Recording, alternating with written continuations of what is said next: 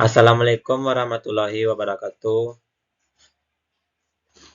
Perkenalkan, nama saya Muhammad Asbi Riyadi, NIM 22349047. Baiklah, saya akan menganalisis kerentanan cuaca antara petani dan nelayan akibat cuaca ekstrem. Cuaca ekstrem. Sebagai negara maritim dan agraris, Indonesia identik dengan sebagian besar masyarakatnya yang berprofesi sebagai nelayan dan petani. Namun banyak nelayan dan petani di Indonesia yang tidak memahami bahwa kegiatan mereka di laut dan di wilayah sawah ataupun ladang memiliki tingkat kerentanan terdampak cuaca ekstrem yang sangat tinggi. Perbedaan kondisi cuaca antara daratan dan lautan. Kondisi cuaca laut. Penguapan dari laut dan dedaunan atau biasa disebut transpirasi adalah penyumbang utama suplai uap air di atmosfer. Faktanya, Indonesia yang memiliki bentang alam 70% merupakan memiliki lautan yang luas dan berada di wilayah tropis, menyebabkan potensi penguapan di wilayah Indonesia sangat besar. Uap air yang merupakan bahan baku dalam pembentukan awan ini tidak bisa berubah menjadi awan dengan sendirinya. Uap air yang terangkat ke atmosfer ini harus bertemu dengan partikel-partikel lainnya dan air tentunya agar terjadi proses kondensasi. Partikel ini disebut dengan inti kondensasi. Semakin banyak inti kondensasi di atmosfer, maka proses perubahan uap air menjadi awan akan semakin mudah. Kondisi cuaca daratan. Kondensasi konsentrasinya lebih banyak berada di atas daratan dibandingkan di atas lautan.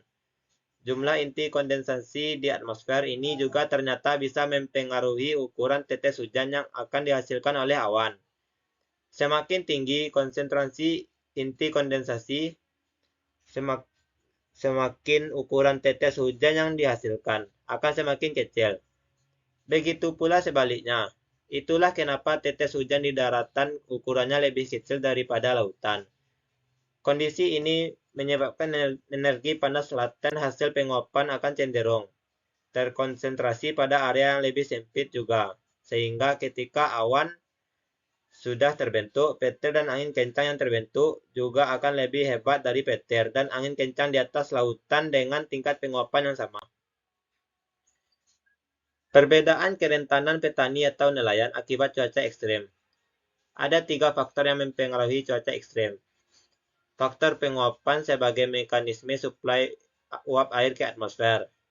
Faktor inti kondensasi yang menunjukkan bahwa awan hujan dengan energi yang lebih besar relatif lebih mudah terbentuk di atas daratan.